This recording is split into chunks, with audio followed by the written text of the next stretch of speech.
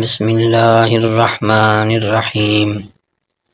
حضرت سلیمان علیہ السلام نے اللہ تعالیٰ سے درخواست کی کہ اگر آپ کی اجازت ہو تو میں ایک دن تمام حیوانات کی دعوت کروں۔ چنانچہ اللہ تعالیٰ نے درخواست منظور فرما کر اجازت مرحمت فرما دی۔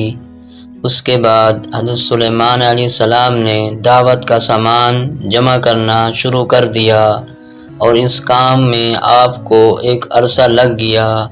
اس کے بعد اللہ تعالیٰ نے سمندر سے صرف ایک مچھلی دعوت کھانے کے لیے بھیجی۔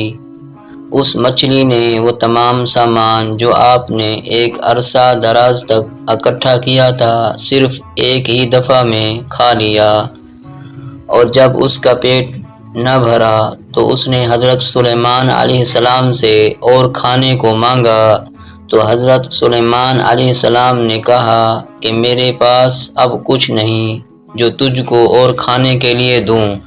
پھر حضرت سلیمان علیہ السلام نے اس مچھلی سے سوال کیا، کیا تو روز اتنا ہی کھاتی ہے؟